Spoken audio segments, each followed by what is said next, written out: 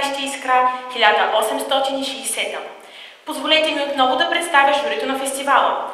Председател Параскева Джокелова.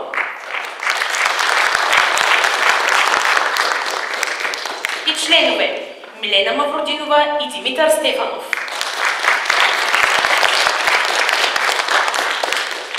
Последният спектакъл за тази фестивална вечер е на театрално студио при Средно училище Пейо Крачолов Яворов, град Чирпан, Чаршията, по разкази на Чудомир.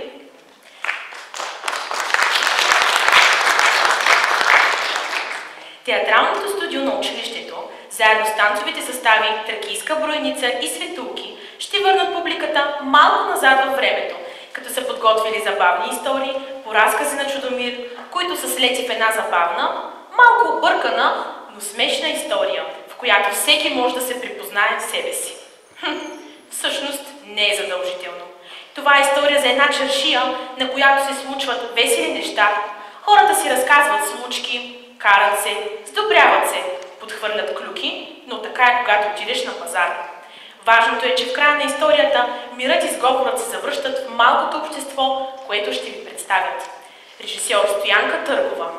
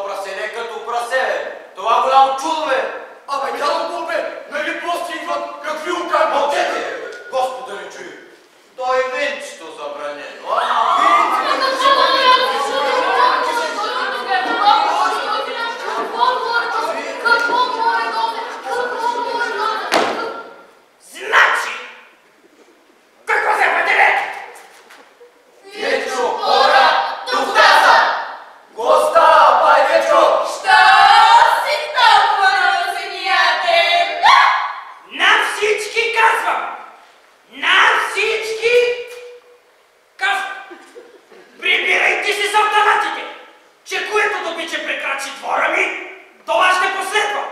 Пас, прас! И като почна от задните принадлежности, ще го насека на парци! Значи... Ти да ни си нарязал паснето на бушнака. Пас, прас! И на парци! Значи... Пусти хората, мать. Дума ти говорят, че бай не чупорът, клал прасе с топорът. Янко, пората взе на око! Той порът ще му кери цаката, че той порът и бирник стане вече. Трябва да чутрай, само си шегувам. Айде да си ми.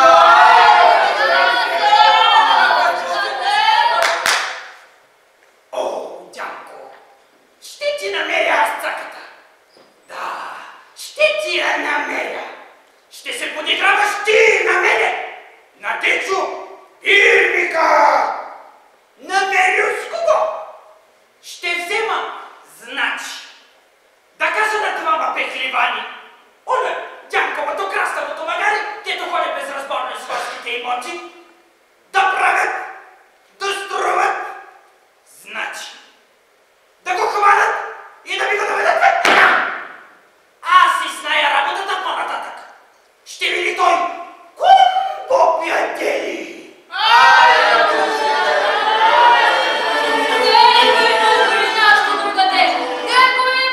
Само на живанската чашия. Айде, момчета, да ходим на приятели.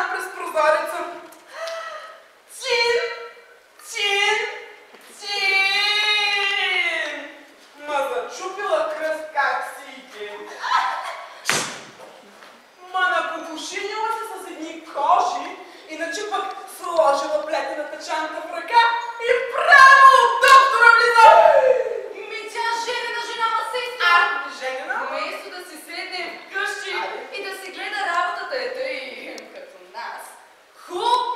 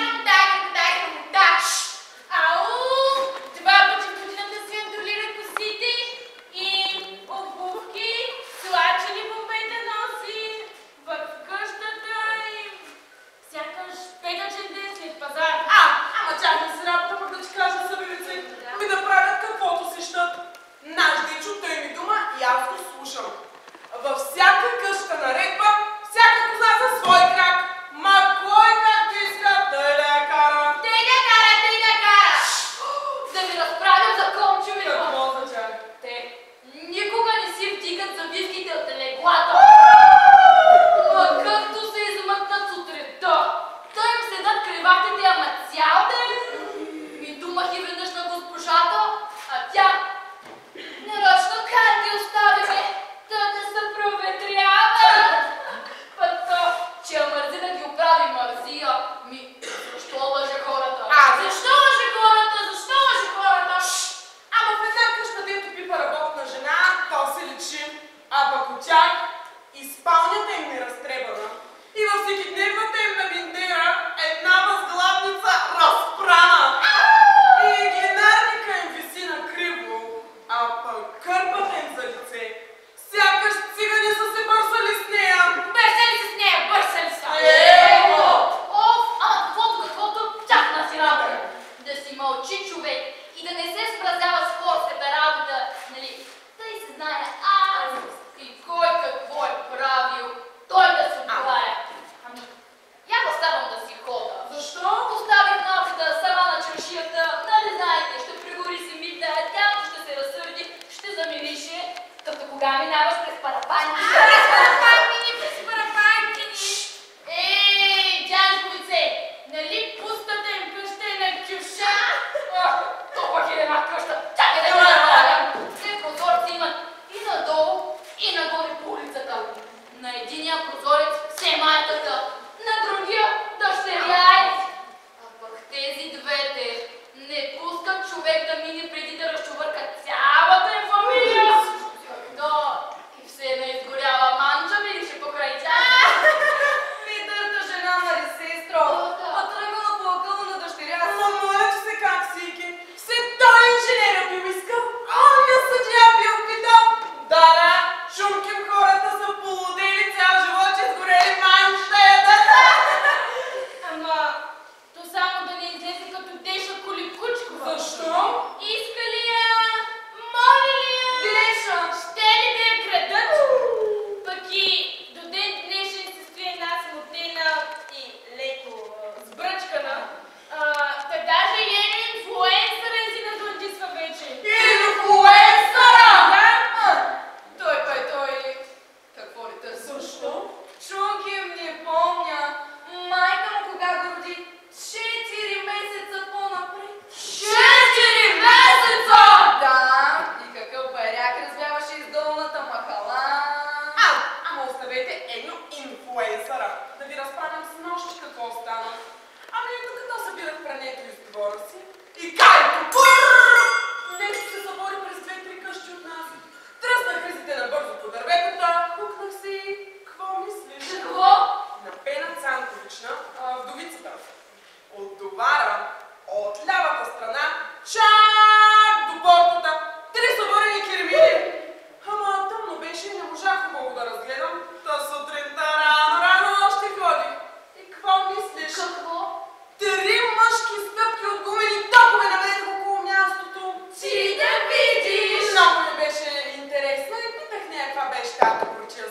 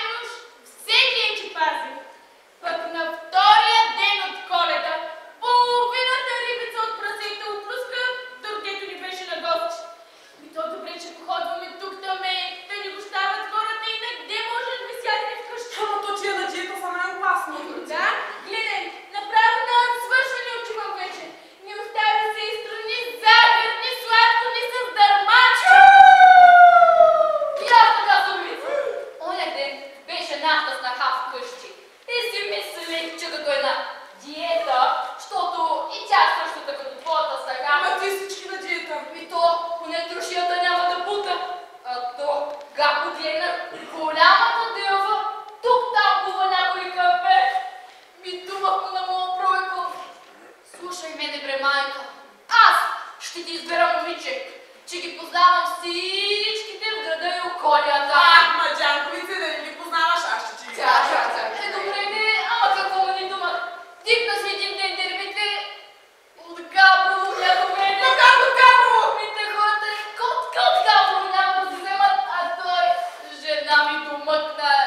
Ей, голям малумник излезе наш пройко, значи на баща си метнал. На баща си метнал. Шива! То твоето момче не допитва Маджанковице да се посъветва, да погледне чуждите къщи. Дай, орболешката я кара. Думай му, сестро, да иде окупаджини. Така де, у нас да дойде, че да види какво се казва наредба и фамилия. По-половин човек излезе деца жени за тебе, ма как си и ке? Малко ти били редки зъбите и си понакъцваш, ма да няма да маршируваш из кухнята я.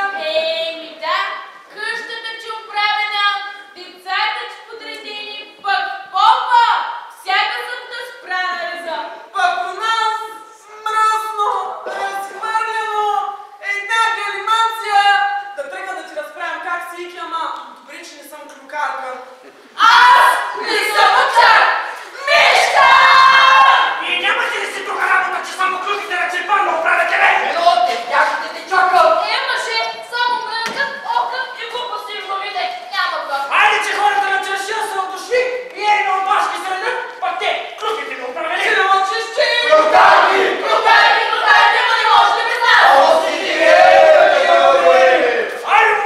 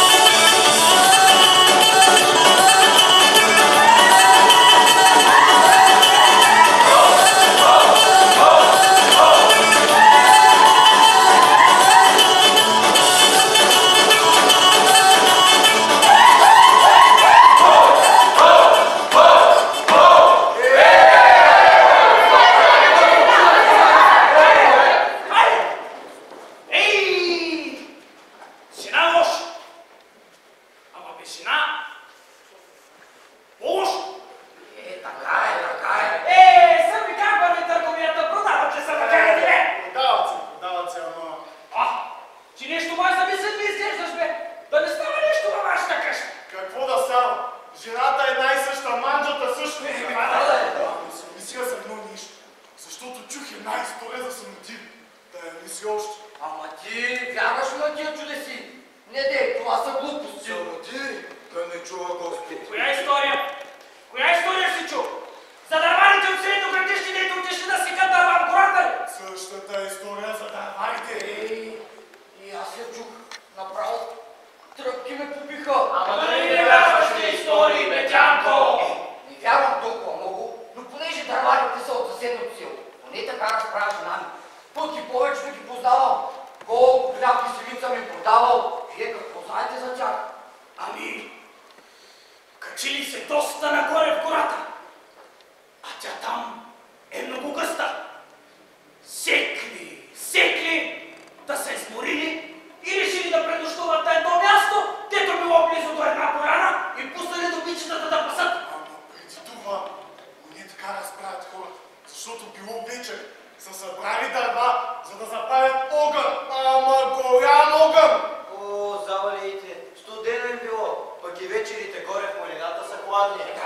Така е. искали да се постоплят, да паднат и да си полегнат на топ. Не бързай да триват никак. Дянко, знаеш ли защо? Как защо бе съби? Сигурно е много винце, както в кръчмата. Дядко, не. Причината е била, че всички знаели, че преди петлите да пропеят не бива да се тръгва на път. Защото тъмнината е царство на само диви, само вири, юти и други зли, които може ли да навредят на човека. Гледайте, дори злите сили само вечер изгледат. А пък нашите жени... Колко да ни пази от тия нечестиви сили. Попе, ами от нашите жени кой ще ни пази? Ученици сами ще се пазите. И Господ не може да ви помогне. Кой сте били, че сте ги взимали? Ама те чо? Коята е най-страшна? Най-страшна е, най-страшна е. Вие поне ги побивате от време на време, та ме лик има по къщите ви, ама тая... Попе, остави се! Дечо, твоята дечовица да не те побива, че така се ослушваш. Хайде, дечо, ти разправи, разкажи историята по-нататък. Разкажи я. Само с моята жена знаете, Стига де! Добре, всички са спали, ама спали непробудно. Призори, един от дърварите се разбудил, ама и той не разбрал от какво. И видял, че зорницата е на небето. Тъмно се не види. Тъмно се не види! Дава скучали! Зале тука! Помислям, че са се успали отишъл да разбуди останалите. Прегнали допитъка, загасили огъня, прибрали дисагите и братите и тръгнали. Как ще тръгва? Тук нещо е запретен възел. Как никой от дърварите не обърнал внимание, че не били чули петрите да пропяват. Как става тая работа, бай дечо? Байго разправя, че дърварите вървели, да стигнали до една поляна. А там, от всякъде картели тъпани, гайди, чували се викове и смехове. Дърварите естествено са се радвали, щото помислили, че веселба ще има. Да, ама като се огледали хубаво, разбрали, че на поляната си било самотишко ро. И да, ама казва, че нищо не се е виждало. Само музика, гайди, път нищо не се е виждало. Дяволска работа била тая. Дяволска работа я, затова всички били стресати. Веднага подкарали воловите, забързали да се махат. Ама след себе си дълго чували смехове и подрипвания. И аз така знам, дърварите вървели да са качили на един връх. И погледнах, зад тях нямало никого. Повървели още да заспуснали в една дължина. А там вече било тихо. Само реката се чувала. И аз така знам. Реката трябвало да я прекусат ли животите на вели глава, за да пият вода. И изведнъж в реката започнали да цупат, да се смеят, да подвикват много голи жени. Господи да ги прости от тия грешни мисли. Ама хубаво ли трябва да са били тия голи жени? Нека това ще. Че какво е на моята бе? Моята е най-хара. Айде сега толкова. Дайте да ми то разкаже историята, после ще го обяснявам колко съм прав. Животните се изплаши. Дърварите тръгнали да ги подвикват, ама воловете едва вървели. Голям зор сигурно са видели дърварите, докато се измъкнат и избягат. Голям зор видели вярно. Кервана потегли отново, но до сутринта какво мислите? Всичките мъже били измрели. Язък! Моята баба ми е разправила, че старите хора наричали зорницата лъжи керван. И тя често мами пътниците и те загиват. Ама как ни излъгаха тия че ги взехме? Баян да бяха като самодивите ги знали пак те. И на времето е моята грешина, Хриси майки издавала ся. Моята братко, не питай. Къде е онази самодивска красота? Къде е я? Абе, моята си ми е най-красива.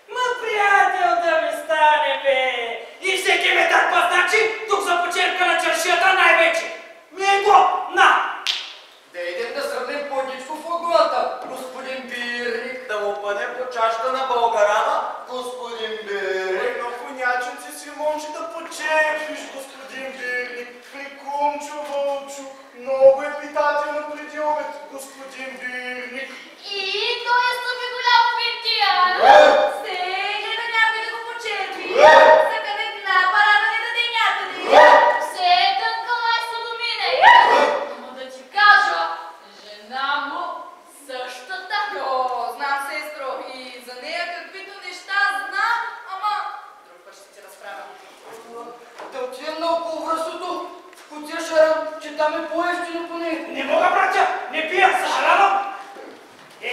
Извинявам се, но от пелената съм слагал такива неща в устата си.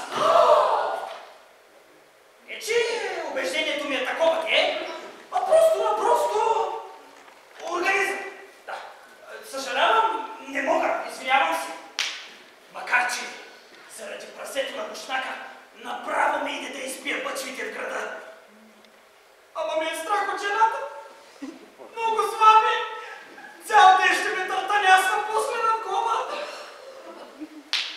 Вижте, ако чак пак толкова настоявате, едно купче мога да взема. Кумче, дайте го кум на господин Бирник Масавевице. Ай, от мен един много по-голям ден. Добре, ама кой ще го плаща? Аз куми нямам. Вижте, по пътията, че тя нали продава сладки неща. Кой ще го плаща? Кой ще го плаща? Събивице, май, какъвто мъжът, такава и жената. Ами, отпусни го това сърце, почерпи хората, чаршия е. Ти няма да се месиш в семейството ми. Разбра ли? Каквото каже Съби, това ще е. Ние спестяваме и не сме богаташи като вас. Трябва да изпореждаме парите, че нали знаеш вкъщи. Пет дечурлига чакат. Виж, по пътията, тя да печели. Че то да не е удуши, че да раздавам. Кажи, по-печерши. Не удуши. Аз да дам лукуми шекери, ама приятелството си е приятелство. Кой ще плаща? Не. До сега дърпях. Ама от сега да прощава и жената, и децата, и службата, и държавата. Ще наредя да ми носят тайно винце, да си го кръкам вечерно време. Ще пусна пердето, ще му седна, да става каквото ще. Защото и COVID, а пък и други болести вървуват, и грипна епидемия се задава, и умирачка има на този свят, а пък и сега с това прасе на Бушнака вече съвсем мара стрес. Съби, ела да питам аз тебе нещо.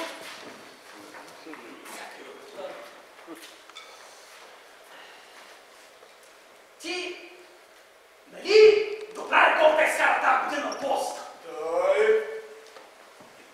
Ти, нали после бая го помачка в една голяма бъчва? Абе, ти, нали после бая да мъжанци си напълни, бе? Той Майдан си трябва да почне. Изгоря съм и Хубава работа, Дичо. Ти сега какво ще искаш от мен? Аз пари нямам. Дичолига вкъщи колкото ще. Колкото Че вие нали имате едно малко момченце, бе? Имаме. Аз пък имам. Кой имам аз? Преклета жена. голяма змия мърда в къщата ти. Остави се! Ама, душицата ми иска. Айде да ме пращаш по твоето момченце, по една дамаджанчица. То ще казва, че оце. И аз какво печеля от цялата тая работа, Дечо? Какво печеля? Аз, Дечо Бирника, ще внася пари срещу данъкът. Натурално изплащане значи тайно и по клетва. Що е така, отивам? Чакай малкия масолко с виното. Даде, суцета. Ама мъжка приказка, нали? Да не забравяш да плащаш данъка. Няма да забравя, айде за какво ще го поздравя. Деним, кога съм сред хората, ще се залъпам един вид с гуми, шоколади, и бели сладка. А вечер... Бабако, черковице! Денем, демагогия и заблуждения, а вечер... Надяда! Само да издържа да ми не делят! Вино, тупести да бъдани, шарени пакети, калайсани медици. Да ти е драго да ги гледаш! Хайде бе, Бирниче, поне за катър, не е с пазарен ден, че може ли така? Такъв ден седмицата веднъж, ми пини си. Той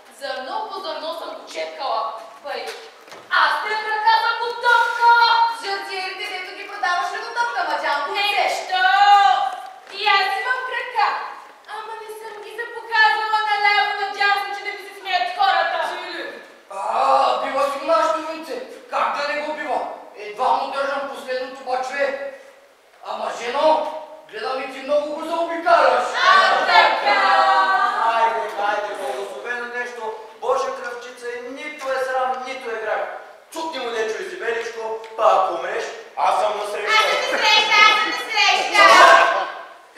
Ох, не мога да се издържа. Денят е дълъг.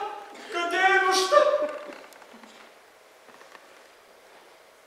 Да не е при вас е. Дано само не ме види жената. Абе, да става каквото ще. Айде, брате, наливайте!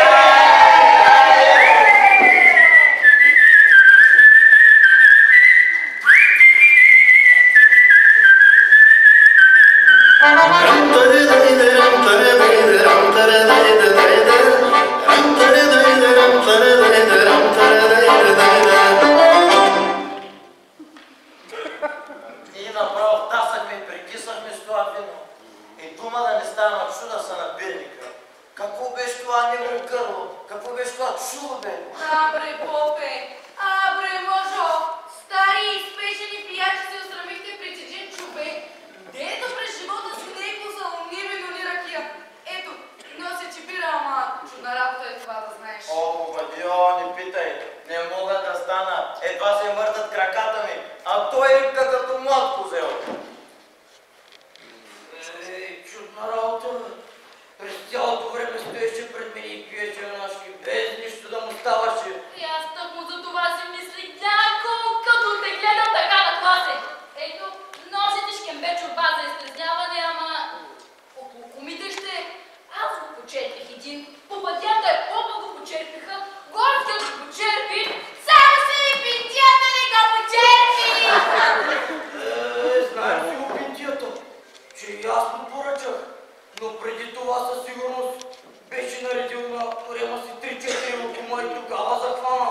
От тук нататък, мъжо ненагледен, 5 лукума и тогава захващаш виното, че не мога да те пребера сега. Сега като се замисля, от тях ще е сигурно, от лукумите. От тях ще! Абе, и ние вече си имаме обица на ухото. За да дели се друг път такова пиене. За да дели се друг път такова пиене, туряме в пояса 5-6 лукума и тогава захващаме. И са мотиви да се появят все тая. Хайде сега от мен да ми не отсърби пинчията. Пийте солена и рано, че помага. Денят е дълъг, пък къде е нощта? Хората на чаршия са дошли. И хора иска да играе.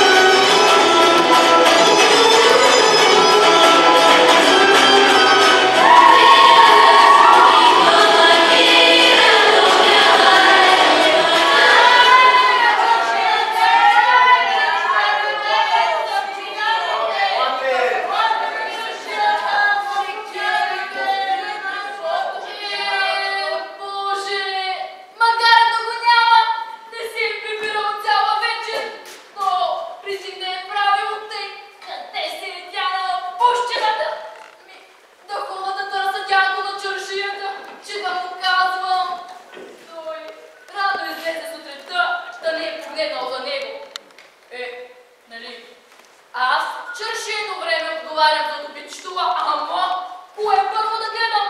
Пазарлока ли? Добичто ли? Как ще го кажа? Той ще ми се тирдоса. Нали знаете, че аз по принцип не обичам и не съм от тия, дето се бъркат в хорските работи. Ама рано са бавлям, дето се закани, че ще натрие носа на Дянко фурнаджията, щото му се подиграва заради прасето. И каза, че ще му отвлече магарето, краставото магаре, да му отмъсти. Ама така си и трябва. Ми какво прави това прасе в нашия двор? Че изпомачка сумаче зеленчук, да се чуля сега с какво ще готвя вкъщи. Кушийки, какво си търсиш?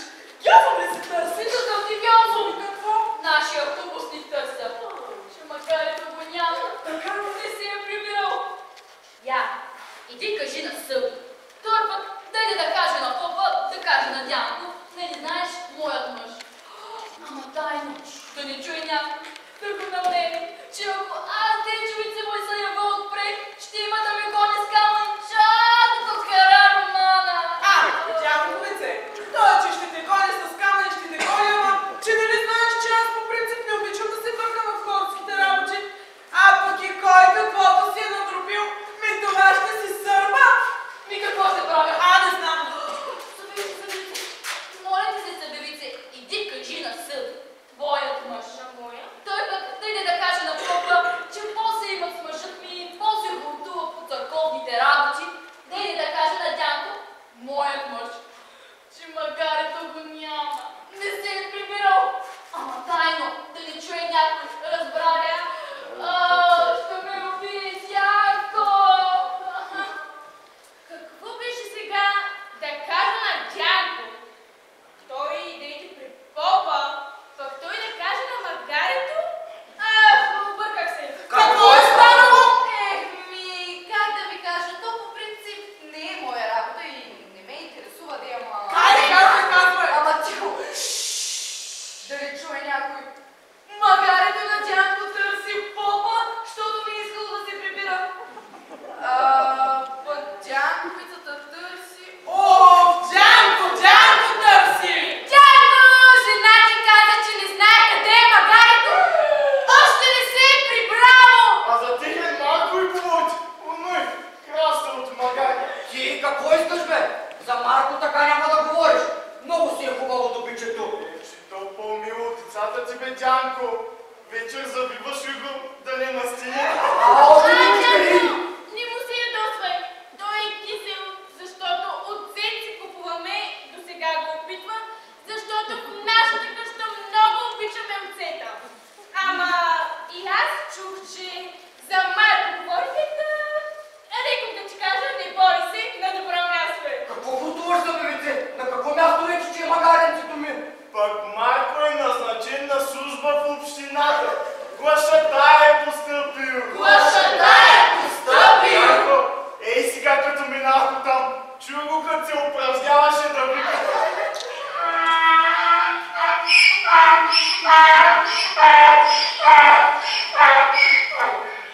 Ей, докъде стигнахме? Магарите глашатайна назначават. Боже.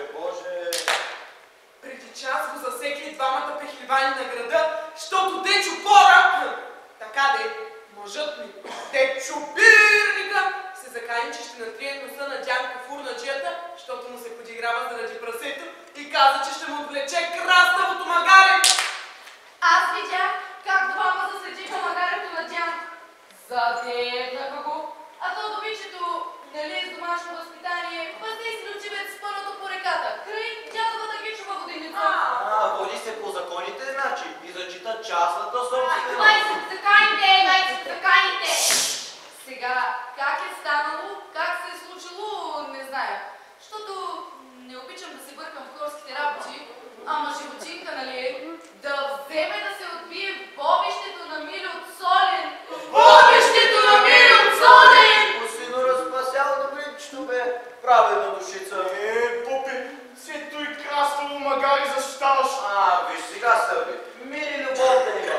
Мири любов. Чершие, околийски празник. И двамата, дето ги поръча бирника, сигурно са го хванали, нали това чакат? Че пък откъде имаш тази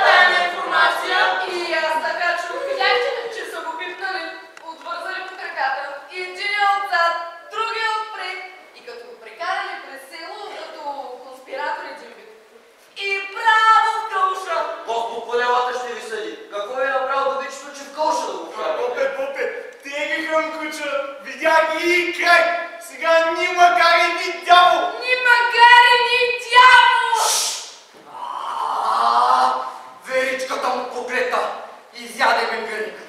Сега ще му докарам аз ръкова. Жено, хайде да се помолим. Отиваме. Ох, магаренцето ми. Ама, я да вземем нещо. Това собствено ми. Я някое мръвеселице. Взимай бързо чилите. Отивай. Пайдечо, моля ти, грешка е станало. Прелезът е бил незапушен. Пусни ни магаренцето. Пайдечо. Господин Бирник, ти майка, ти баща ми пусни животинката. Сиромаси хора сме. Без него не струваме нищо. Ако не е то, да ми донесе дърва. Ни фурна ще опада, ни хляб ще опека. Ми пакост не е направило. На сина на пасото обично. Сега ще го умилостивим и ще му се помолим в Рима. Чуй молбата ни жарка и пусни ни Марка. Сатори! Ами, ако дореймаш при него! Еми, то по-хубаво те да направиш. Ей, мана, то ми храни къщата, пее, развеселява. Той пък, какво се затревожил за той магари? Ще кажеш, че е по-скъпо от жена му. Ох, сега ми падна! За прасето ще ми се подиграваш! Песни ще ми измисляш и пееш! Ей, я взех за жена му! Кротка, работлива! 100 лева, кога си прибираш магарито? Не ме, господин Бирник, не ни мориме. Достатъчно пари самото магари не чини, бе. Отде да ги взимаме, Пайдечо. Ти знаеш ли колко хора пичат хляб на фурната? А колко плащат? Не знаеш. Не ме интересува! Отивай там при писаря да ти отреше квитанцията и си прибирай магарито! И за теб не съм Пайдечо! Аз съм господин Бирник! Пайдечо, господин Пирник, не е право това. Не ме кара да се оплаквам на по-високо място. На кого? И защо ще се оплакваш? Защото питай даскал, питай поп. Ядели магаре поп! Как? Ти още не ме мърш! Марш от тук! Аз силски, дето много говорят, ще ги запуша! Ще ги запуша така, че преговориш и приказваш още много дълго време! Марш! Боже, отиде ни магарецето, отиде ни животецът. Реви, Марко, реви, братко, трима да ревем, тихо бора, ни на двора, да се радва, Дечо, хора. Слушай, Дечо, чак на мен ми стана жал. Остави животинката на Дянко, човек бъди. Така де, човек бъди, както казва съд, защото той винаги е прав. Аз ли да съм човек? А той? Защо ми се подиграва заради прасето на мушнака? Че и песни ще ми измисля и пее? Вече започваш да ме дразиш.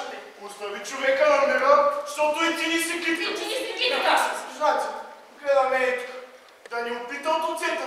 Дето ти го носи моето момче. Я помисли отново. Хайде, върни магарето на човека и мирлик да има. И мирлик да има. Право си го до! Мир да има! Дечо, вече прекаляваш тия санкции. Я да връщаш магарето на човека, че къща няма да имаш вече. Ти не знаеш аз колко те обичам. Да връщаш магарето. На магарето обещавам. Ей, всички наскочиха срещу мене, значи. И то по-добре да върна назад. Пък и голяма работа, че то тази песен може да се възприемува като народен фолклор, значи. Да, по-добре да върна магарето, отколкото не чуица да разбере за винцето. А вечерите така хубаво ми се ослаждат.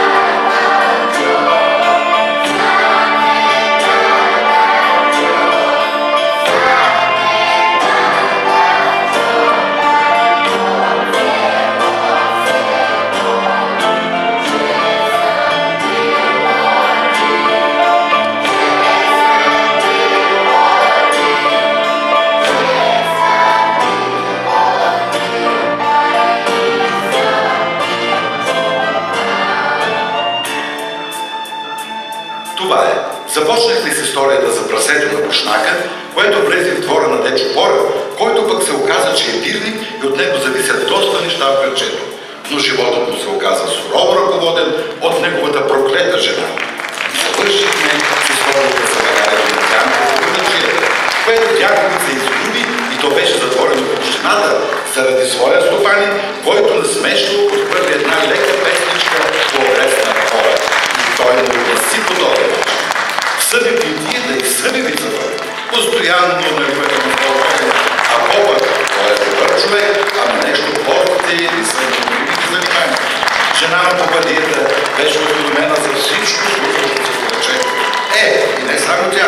Мъжете сладко се разказваха истории за самотиви и си помечтаха.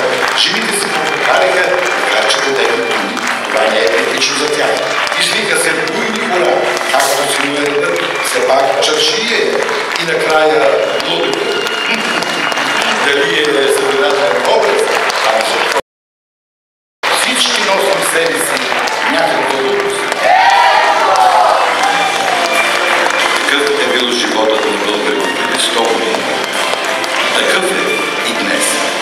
Пъстра черга от неволи, радост, шеги, но много човешки живот. Ние българите не сме злоблив народ, просто сме страдалци.